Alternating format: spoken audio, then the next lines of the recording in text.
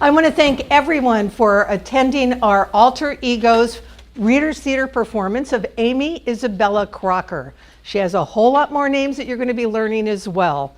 This is a co-production of ACC Senior Services, the Renaissance Society, and we're also joining with Theater Creations.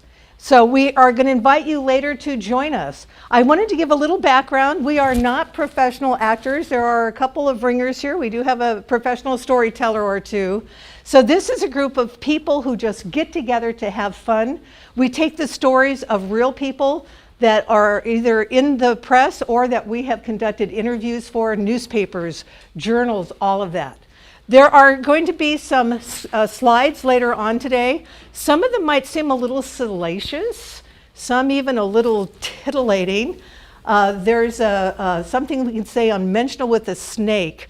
But there are also some that in today's day and age might seem really inappropriate, culturally inappropriate. And so we just want you to realize that the way history goes, we are telling the bitter with the better. So please just accept that. Now I'd like to introduce our cast. I am Helen Lederer and also the narrator. And Helen was actually someone who did an introduction to her Aimee's first book. I'd like to introduce next Aimée Isabella Crocker, Delta Mello. Delta Mello is the executive director of the Sacramento History Museum and has been doing this stuff for years. We'll talk more about her later. We have a couple of journalists, including, and they're unnamed because they were not bylined articles in the old days. Karen Bauman is playing one of the journalists. So thank you, Karen. Karen is a school teacher and has been doing this stuff for a long time. Another journalist is Kimberly Graham. Thank you, Kimberly. And you'll recognize Kimberly. She did a program with me that we're now calling the Chaotic Kitchen. And we're hoping to bring the Chaotic Kitchen back. And I really want to thank Oscar Wilde, Lawrence Fox. Lawrence, again, is a former teacher, tremendous artist, the perfect person to play Oscar Wilde. And we want to thank the ACC staff, Ted Fong, Danny Lee, Sean, you can clap for them, thank you. And helping us today on the teleprompter are two people, Rick Castro and Ann Davis. They're helping us behind the scenes, but later I have to say we're hoping that they'll be on camera. All right. So one of the things that I want to just do is an introduction to Aimee before we get started. And Aimee, for those of you that don't know, was here in Sacramento from the Crocker family. Her story will be fleshed out in just a minute. Aimee Crocker was a really spellbinding storyteller who never let facts get in the way of a ripping yarn.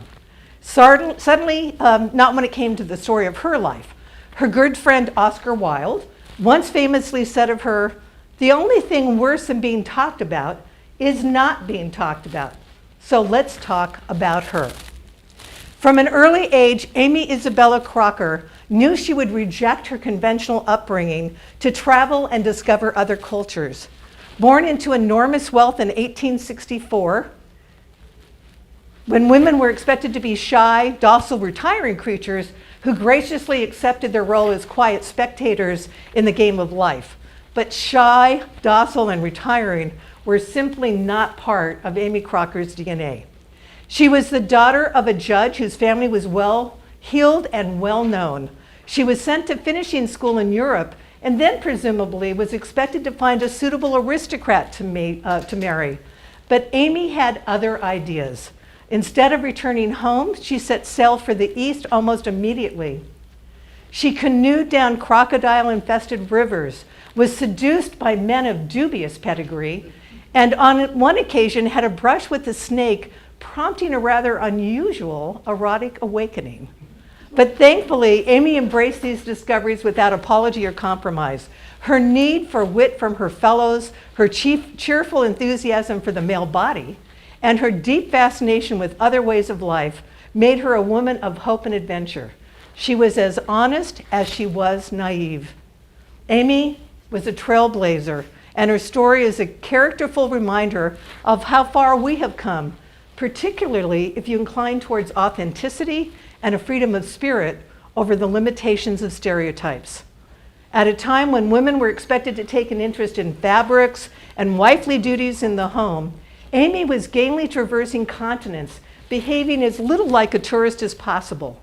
She threw herself at new worlds with humility, openness, and pushiness, and despite a near-fatal train accident, a beheading from a Bornean headhunter, a narrow escape from a rampant warlord, and losing to Oscar Wilde in a drinking game, Aimee triumphed. A true original, her steely determination to bypass social structures and to have a lark made for a colorful, if eventful, life. Such antics would not have been considered suitable behavior at the time for her contemporaries, but Aimee broke rules. She followed her impulses and passions, flouting conventions whenever she could. And if the abundance of death and drama makes some of you wonder if it could all be true, I would encourage the doubting Thomasinus among you to go with the spirit of adventure. It is always better to travel than to arrive, and have fun. Bon voyage. Aimee. I have lived fully and richly. I thank God for it. My only regrets are for the things I have not done, and for the experiences I have not had, and also for the people I have not known. I believe absolutely that living in the completed sense of that word, discovering the full beauty of living and plunging oneself utterly into the human beings that swarm through this life, is a pure art. It is, I think, the highest artistic accomplishment that we can hope for. All the recognized arts, your paintings, your sculpture, your music, your books, all those things are only the symbols of that higher art, living. I've been accused of living adventurously. Let us admit the word, but I have never been an adventuress. If I have never cared about your man-made conventions, and every modern schoolgirl would laugh at those of my day, I was not immoral, but unmoral. If I have often loved, at least I have loved well and fully. I have nothing to be ashamed of, despite the scandalous press reports that hopeful reporters managed to use to amuse this scandal-loving public. No, this is not an apology.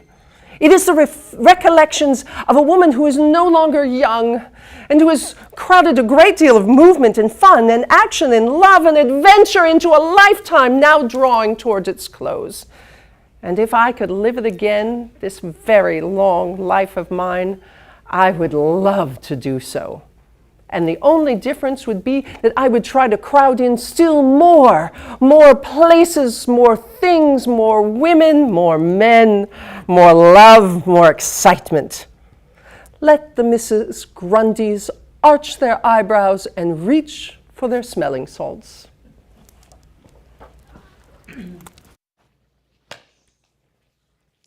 Aimee Crocker, A-I-M-E-E,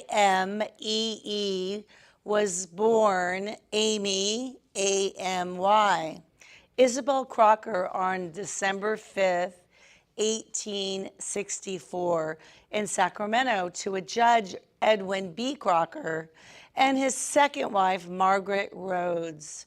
She was the sixth child in a family of 4 girls, 2 boys, and a half-sister. 3 of the children died young. Aimee's father was chief legal counsel for the Central Pacific Railroad and one of its principal investors, along with Mark Hopkins, Collis Huntington, Leland Stanford, and brother Charles. Together, they built the western portion of the first transcontinental railroad. Edwin served briefly as the California Chief Justice. Crocker's mother, Margaret, is also known for founding Crocker Art Museum, the longest continuously operating art museum in the West, which, for a time, was the largest private collection in the country. She has written little of her early life in Sacramento, other than her fascination always with the exotic world of the Orient and her flirtations with the opposite sex. In 1875, the 10-year-old Crocker inherited 10 million, approximately 250 million today, when her father died. In 1880, her mother decided to send the boy-crazy Aimee to a finishing school in Dresden, Germany. She was presented at court and had her first love affair and engagement with Prince Alexander of Saxe-Weimar. Crocker broke off the engagement and quickly had a brief entanglement with a Spanish bullfighter who died a week after her mother spirited her away. Up to the age of 14, I was a little savage. My family moved about from San Francisco to Sacramento and back again. I was spoiled and indulged and let run wild and pampered. I played about the waterfronts like a beachcomber. I baby flirted with sailors and sea captains who all gave me little things from the other side of the world across the blue Pacific and told me endless stories. Incidentally, I learned to swear then. I guess that was about all I learned, too, because my schooling was shamefully neglected when I was getting to be quite a big girl. Then my parents decided that I should be packed up with a party of other California girls of wealthy parents under the chaperonage of Mrs. C., who turned out to be pretty much a failure as the guardian of the young, prankish, and romantic little imps that we were. We went to Dresden. We went to one of those curious schools which Europe creates especially for American girls, where you learn nothing at all, flirt outrageously, wear the clothes of a society woman 10 years older your age. You learn to smoke, to drink, and to carry on with young officers of the court. And if the chaperone is of the same sort as Mrs. C., you learn to do a number of things that would make dear old Victorian mothers reach for their prayer books. Suffice it to say, I fell in love. The subject of my first girlish passion was a certain German prince who had the handsomest uniform in the world, the most romantic saber scars on his most noble, though rather pink, face, the most fascinating way of stiffening and clicking his heels together when he saluted you, and the most wonderfully rakish manner of saying ponderous German compliments. Of course, we became engaged. It was very formal, but very short-lived. I think it lasted a month when I discovered one day that he had paid the equivalent of $100 for the handsome kid boots he wore. Well, my good old California hardihood and sense of proportion got the better of me, and I broke it off with appropriate dignity. I recall he did not commit suicide. My mother took me, among other places, to Madrid, for there I fell in love again. For a 15-year-old tomboy, removed from early Sacramento ranches only by a boat ride and several yards of silk court dress, a real-life toreador, complete with bebuttoned and beribboned and becaped costume, was something to take away the breath. His name was Miguel. He was brutal, conceited, a haughty, passionate, direct, childish, and completely irresponsible. He was accustomed to getting or taking whenever he wanted, and he wanted me, it seemed. I made secret dates with him. I heard him through my ears, through my eyes, my flesh, my pores. In the same instant, he could be my master or at my feet. His touch left scars on the soul. And suffice it to say that my mother, who had a head on her shoulders, decided that we were going to England, and off we went directly. Just about in time, too. I learned, incidentally, that dear Miguel was killed in a corrida only a week after we left. So I suppose my tender and girlish nature was spared a true tragedy.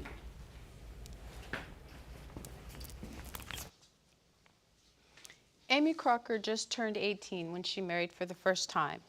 No pomp, no frills, no bridesmaids.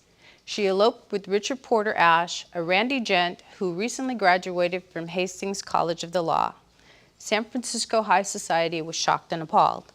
The story of how Porter won the hand of E.B. Crocker's youngest daughter, as told, and retold for decades, was that she was won literally as a prize between high-stakes gamblers playing poker dice. Several suitors were named by various publications, but it was most likely her second husband, Harry Gillig. Crocker made headlines when she was traveling to Los Angeles on her honeymoon with Porter. The train carrying the eloping couple broke loose at the summit of a hill in Tehachapi, killing 21 people and seriously injuring another 12. Ashe was credited with pulling people to safety. Ashe exhibited a great deal of cool heroism at the burning of the cars. After drawing his wife and her maid through the window of the sleeper, he rescued ex-California Governor John Downey from between broken timbers and saved his life. The pair soon after had a child, Alma, after which Ashe fell into an idle rich man's death spiral. Ashe plunged into a score of speculations, none of which proved successful. He spent a small fortune on horse racing studs and then sold off many of them to settle gambling debts. All the while, he was very publicly gadding about town with an assortment of debutantes. His friendship with actress Lily Langtry was the source of much gossip. Hardly one to sit on the sideline, Aimee did the same with a series of young cavaliers. Tabloids and gossip rags dutifully recorded and reported their excursions, companions, and public canoodling. The breakup of the marriage became a national scandal after Porter and his brother, Sidney, kidnapped Alma in Los Angeles, while Crocker and her mother attended a wedding. Charges and countercharges made daily news during the custody battle. Courthouse proceedings attracted a crowd of hundreds. In spite of Ashe's reputation as a notorious gambler, his kidnapping charge, and a weapons charge, he was awarded sole custody of Alma. Crocker was considered the more unsettled of the pair. The child was later adopted by Crocker's mother, who changed her name to Gladys. After the public humiliation of losing her child to her ex-husband, Crocker decided to accept an invitation that she got years earlier by King Kalakaua to tour Hawaii, then known as the Sandwich Islands. Unannounced, Crocker hired a 70-foot schooner and a rowdy crew of sailors to spirit her across the Pacific to the Hawaiian Islands. She spent months riding in horseback races with the Hawaiians, dancing the hula, and happily indulging in nighttime swimming parties off pristine Waikiki Beach, all lit with glowing torches. She lived in a hut, wore the local dress, and befriended a hypnotist. The missionaries were not impressed. But it appears that they felt I was setting a bad example to the natives, that they were trying to convert by not acting superior to them. I told all in my autobiography, and I'd do it again. It chronicles the many adventures I had while touring the Far East, sometimes with my second husband and sometimes traveling alone, including a poisoning in Hong Kong, a murder attempt by knife-throwing bandits in Shanghai, and 3 weeks in a harem in Berlana. After touring off and on for over 6 years, I will admit, though married, having several affairs with powerful Asian men, I returned to San Francisco and New York, sporting tattoos, wearing snakes around my neck at parties, and sharing my love of Buddha. Of course, the press covered my every movement. I met my third husband, songwriter Jackson Garrar, at a Buddhist colony that I organized. Marrying a showman was controversial at the time to my family and peers, as Jackson was considered an upper servant at best, and beneath the dignity of New York and San Francisco high society. Jackson's father was himself an internationally known figure who acted as an agent for Thomas Edison in Europe. We adopted 3 children, Reginald, Yvonne, and Dolores, and acquired numerous bulldogs. We lived in lavishly designed Oriental-themed homes in Manhattan and on Long Island. We also had tattoos of each other's initials inscribed inside coiling snakes. Much was made when I reunited with my daughter Gladys, who went on to marry Gerard's brother, Powers, making my daughter, who was already legally my sister, a sister-in-law. We became well-known Broadway first-nighters and befriended all of the popular performers of the era, including the Barrymore family. Oh, but I'm getting ahead of myself. Being theatrical was in my blood.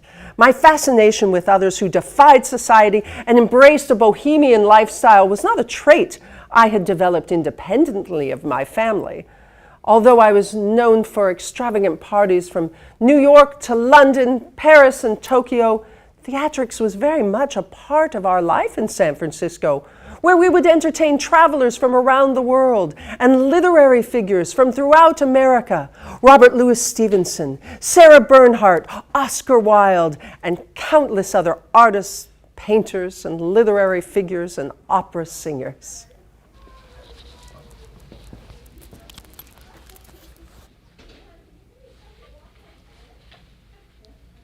Aimee Crocker was accused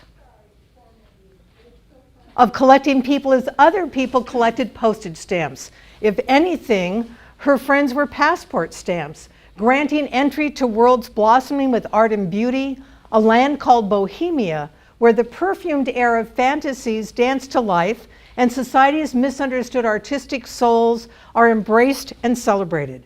Aimee collected people from all walks of life. Some of the heiress's friends were a backstage pass to the theatrical world. Some offered an exciting glimpse into the city's seedy underbelly, and others electrified the night with scandalous shimmies. The West Coast New Money Crockers had been fraternizing and frolicking with show folks for years. The Crocker men were popular Bohemian Club members who had the audacity to hold banquets for the likes of actor Henry Irving and playwright Oscar Wilde. Aimee's first two husbands, Porter Ashe and Harry Gillig, were popular members. Harry was known for his resonant baritone voice and the sleight of hand tricks that he performed at parties. He was also an early member of the Resurrected Lambs Club, a men's theatrical dining club that extended back to the early 19th century England. In 1891, during the San Francisco leg of French actress Sarah Bernhardt's tour, after performing on several stages, attending a prize fight, and touring Chinatown, Sarah wound up her engagements, professional and otherwise, at a fashionable breakfast in her honor at the sacrosanct Nob Hill home of young couple Will and Ethel Crocker's Aimee's sisters. The Crockers treated divine Sarah like a visiting dignitary. La France and Nipto's roses were amassed throughout the mansion. The breakfast was not elaborate. They served strawberries, terrapin, and petite filet, but it was delicious. While Ethel Crocker opened the door for actresses to gain acceptance in society, cousin Aimee opened the floodgates. The unruly actress or heiress was linked romantically to several showmen: Russian opera singer Gina Argonoff and musician and fashion designer Melville Ellis, Argentinian composer Eduardo Garcia Mansilla, and Edward D. Max the Divine Sarah Bernhardt's leading man in 20 productions, and me, Oscar Wilde. I have appeared to be whipped up a storm of publicity from the moment I landed in New York in January of 1882 on my Grand American Lecture Tour. I wined with Walt Whitman, homemade elderberry wine, and dined with the authors Henry Wadsworth Longfellow, Louisa May Alcott, Oliver Wendell Holmes, and Henry James. I wasn't yet the bohemian that I became,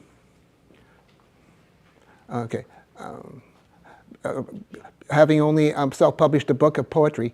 In San Francisco, I went slumming in Chinatown, visited the Bohemian Club, I never saw so many well-dressed, well-fed, business-looking Bohemians in my life. Toured Berkeley and stayed in the splendid Palace Hotel, which was then the largest hotel in the world.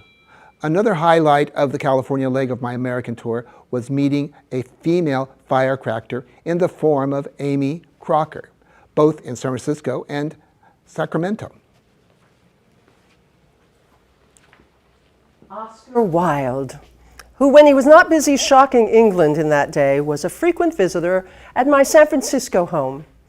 I am aware of the gigantic structure of naughtiness which the world has hung around the neck of his memory, but I must say, if my timid and unimportant voice can whisper a defense, if he needs defending, that I found Mr. Wilde a charming gentleman, fascinating as much for his courtly manner to women as for the pungency of his wit. An incident, yes, I can remember several. After a dinner party given at my home in San Francisco, the other invited gentlemen decided that it would be an amusing thing to drink Mr. Wilde under the table. A deep and dark plan was laid. I was a party to it, although not an active one. The idea was that if he should relax his guard in drinking, he might reveal some of the things that had already caused such scandal. Well, the drinking started with champagne after dinner. Oscar dominated the conversation, the only tiresome thing I could detect in him, actually, and the glasses clinked.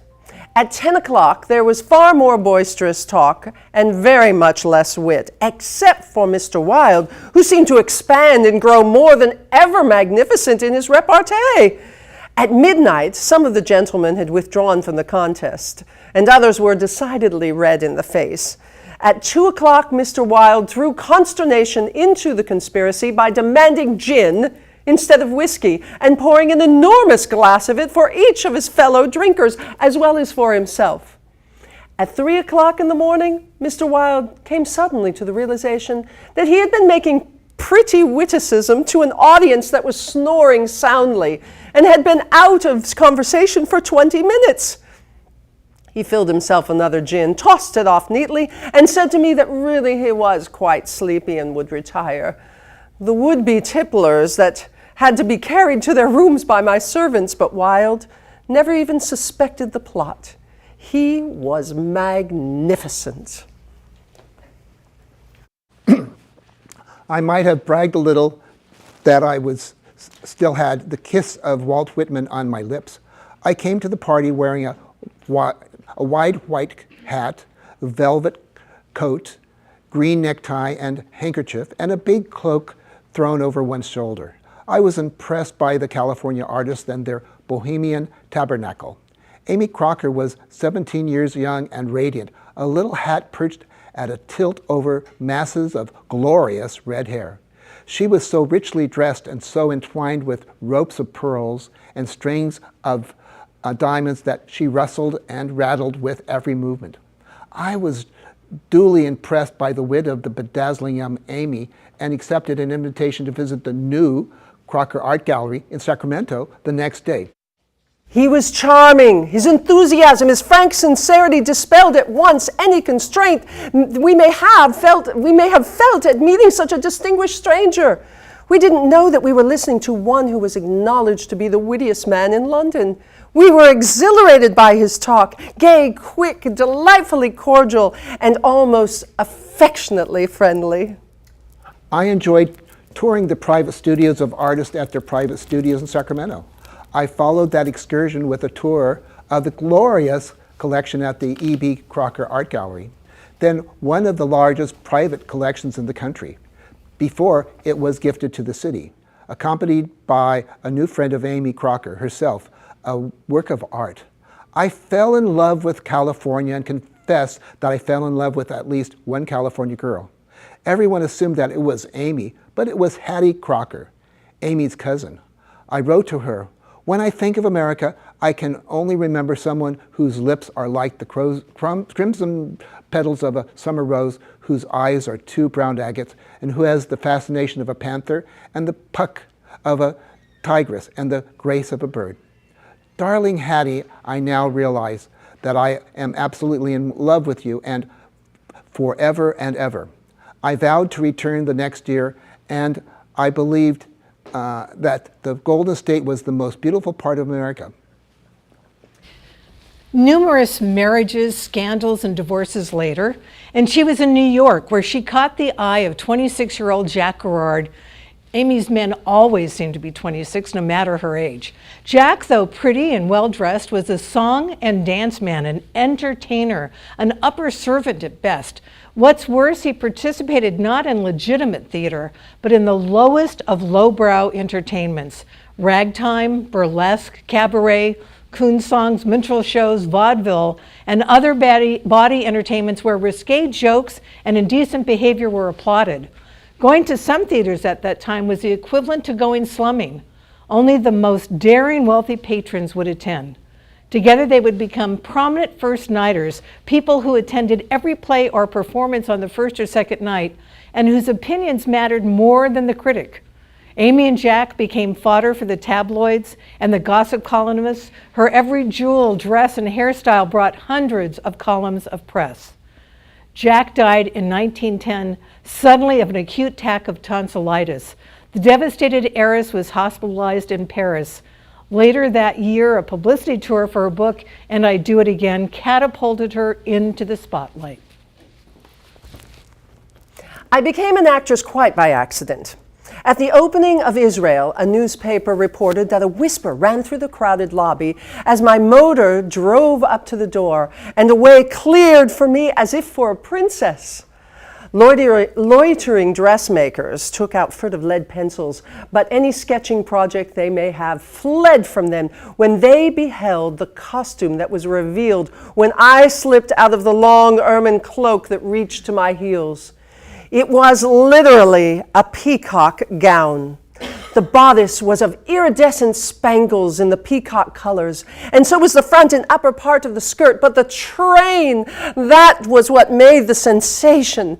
Many a peacock has gone through life and died a proud death with less glory of tail than was displayed in the train that I dragged down the aisle after me. From the tip end almost to the waist, it was a perfect copy of a gorgeous peacock tail worked out in glittering spangles and beads. Around my neck was a high collar of emeralds and diamonds. A long diamond chain hung almost to my knees, and a hair ornament of diamonds and emeralds completed the effect. Naturally, the audience didn't care whether the curtain ever went up or not.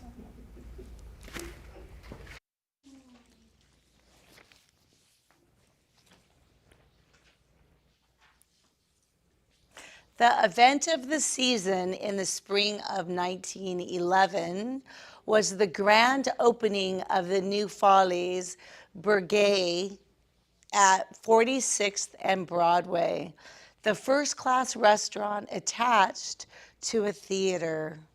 The promoters introduced a champagne bar, a cigar stand, a balcony promenade, and the first midnight performance in New York. The combination of music and spectacle and food and drink was unheard of in New York at that time. They hoped that Folies Bergère would be a rallying place for the reckless rich to fling their money. All of Manhattan was abuzz about it, especially Aimee Crocker, Gillig Gorand. The coup de publicité was leaked before the grand opening of the Grand Theater. A character representing fabulous first-nighter Aimee Crocker would be in one of the numbers. And a missionary for the Folies Bergère asked Aimee if their costumer could copy her chalet secure sequins gown, which had created a sensation at a recent first night. Mrs. Gorade pondered. She finally announced to the theatrical envoy that if she was to be represented on the stage, she wanted it done well. And so she would have to play the part herself. The theatrical man gasped for joy, and half of an hour later, they celebrated Californian was duly signed up as one of the cast to perform a small scene stealing cameo. She was well acquainted with most of the prominent actors, would have the opportunity of seeing how first nighters look to the players from on stage. Aimee, though racked with stage fright, relished the challenge. I came to the rehearsal on one impulse, and I remained on another. Above all things, I hate to be an onlooker in life. That has been the fly in the ointment of being a confirmed first nighter. I have always envied the men and women who are putting the play across, and I do love to do the things that everyone thinks I cannot do. That is why I lived the lives of natives when traveling in foreign countries. I was not satisfied with seeing what the average tourist sees. That is why I seek companionship among the artists of Paris, though I cannot paint. That is why I wrote my book, Moon Madness. It has been said that my histrionic ability is represented by 2 best seats for every opening performance. Well, we will see. But I think that what finally determined me this time was the atmosphere in which the play would be produced. I loved Paris. The Folies Bergères promised to be of excellence and an astounding evening, and I planned to be there. It promised to be an environment like no other, and I meant to enjoy it. That's about all we get out of life. Rich or poor, isn't it? A few hours of enjoyment here or there. I think it is folly to allow a single chance for pleasure to slip past you. All Aimee had to do was speak a few lines, but she rehearsed her part diligently. 2 full weeks before opening night, the entire organization, including phalanxes of chorus girls, comedians, a large orchestra, various managers, relatives, friends, and chauffeurs, went off to Atlantic City for a trial run at the Apollo Theater. On April 27, 1911, at 6 p.m., the Folies Bergères opened its doors. As the patrons perused the menu and nibbled appetizers, mandolin and guitar players, violinists, singers, and dancers from Madrid, Vienna, and Budapest warmed up the crowd.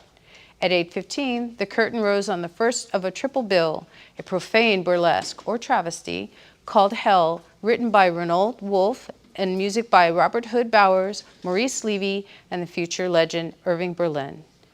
Enter Miss Jackson Gerard, or in the production, Mrs. Maxim Neuro. Aimee appears watching an opening night performance of an opera accompanied by a Pittsburgh magnate. They exchange barbs about celebrated Italian tenor Enrico Caruso. Aimee is not impressed. Recreating her familiar languid saunter and bored ennui that characterized her as an audience, she yawns and declares, This is all very ordinary. Can't we have a monkey dinner or reptile tea? Well, the evening received a positive review from the New York Times, praising the spectacle and variety and marveling at the combination of performance and food in one locale. Life magazine called it a shallow but well-presented light comedy. A reviewer from Muncie's magazine wrote that Reinhold Wolf's Hell was the best feature of the triple bill. The following year, Yankee Doodle dandy and Broadway legend George M. Cohan gave high regards to me by modeling a character after the popular heiress in his play, Broadway Jones. Broadway would commemorate its favorite flamboyant heiress a 3rd time in 1917 with a modern society comedy, The Lasso by Victor Naples, which opened at the Lyceum Theater in New York to much less fanfare. There was included some poignant marital advice passed along from the lips of the Aimee character that no doubt caused some chuckles. What we're after is a good time, as much pleasure and excitement as we can get, and if the right man comes along and falls in love with me, why the devil should I turn him down? Tongues wagged when Aimee got a private dance lesson from upstairs at Maxon's from teenager Rudolph Valentino. She referred to him as her protege. Aimee Crocker's life became performance art or a reality show, serial drama, that rivaled the most fantastic spectacles seen on the stage or the screen. The public followed her antics with glee and her heartaches with sorrow throughout her entire adult life. High society would always keep Aimee Crocker, the Queen of Bohemia, at bay. Family members shunned her. She would, however, remain a friend, supporter, and a champion to Broadway. The press, with the end of her career in the limelight, declare her the most fantastic woman of her age. And now I'd like to introduce Kevin Taylor, who is her biographer. For the next 20 years, she was America's most eccentric personality whose every move made headlines. She changed the spelling of her name from Aimee to Aimee for a book of fiction, Mood Madness, and some fantasies. She soon moved her children to an estate in Paris dubbed the House of Fantasy. Crocker? Gotta fix your mic.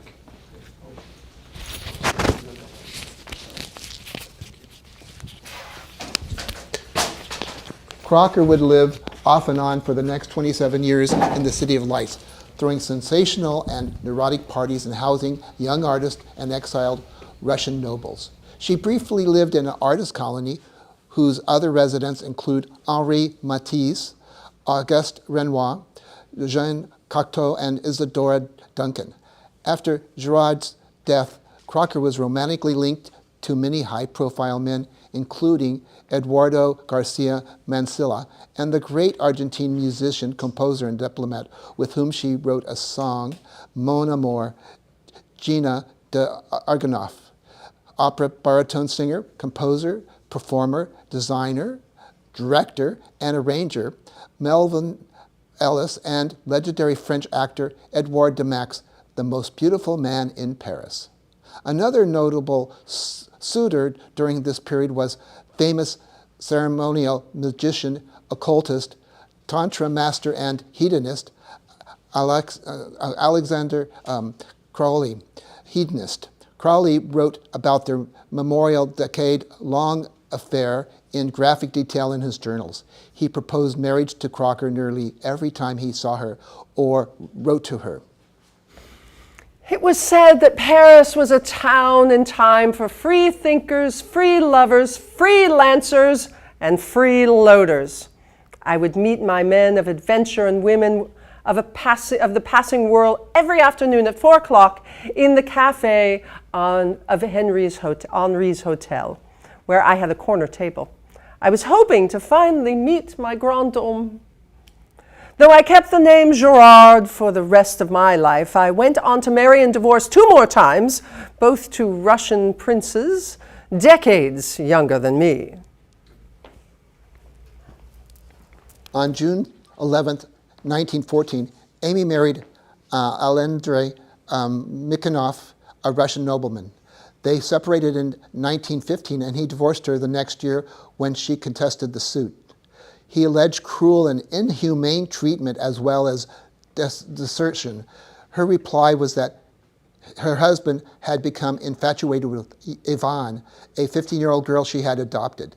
The strangest allegation in the suit was that a baby girl was born to the couple on the 11th of April, 1915, a charge Aimee denied.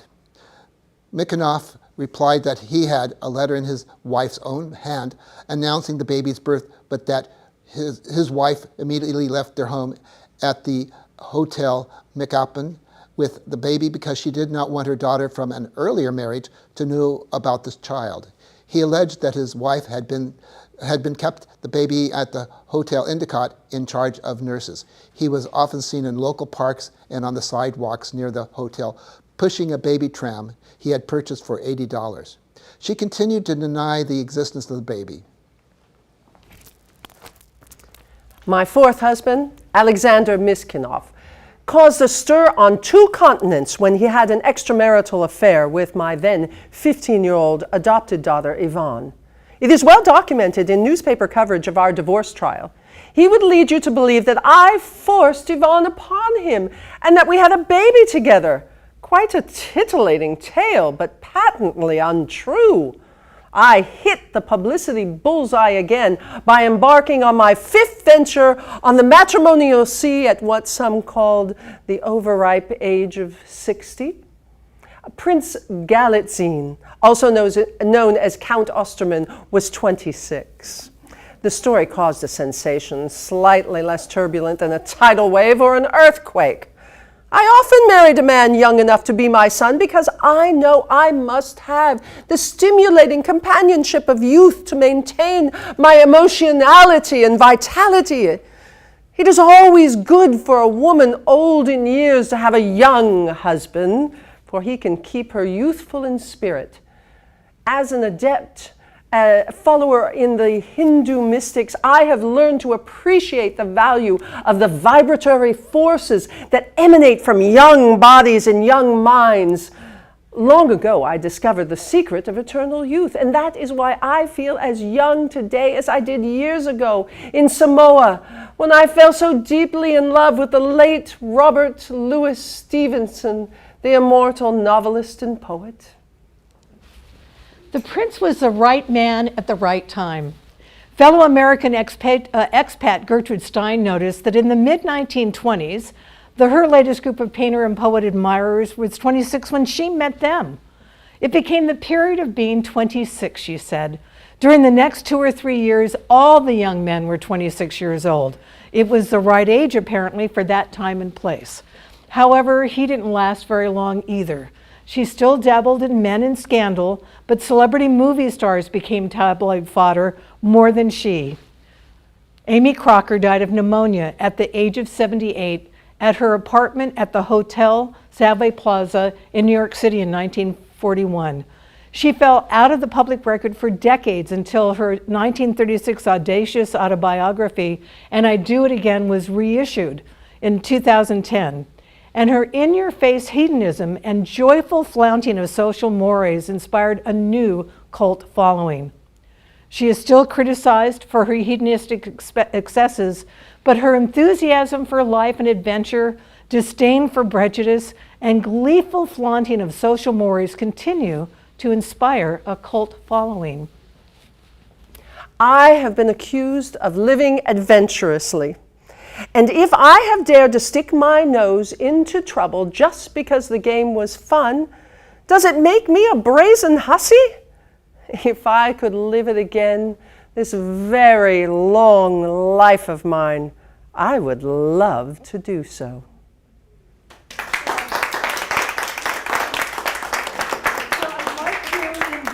Asked to stand up again.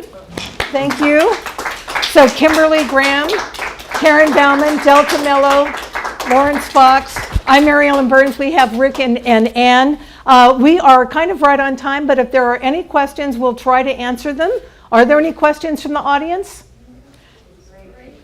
Thank you so much. We are going to encourage everyone who's watching today. This is going to be on YouTube. And we are going to be doing more alter egos. We hope to do something in the spring on the voices of the Delta. We have collected over 70 interviews from farm workers and farmers, Japanese that were interned during the war, shopkeepers, grocery clerks, all of that throughout the Delta. So we invite you to join us. Those of you in the audience, please join us as well. And again, thank you so much to the crew at ACC. I'm sure there's an opportunity to give money. Give money. Thank you.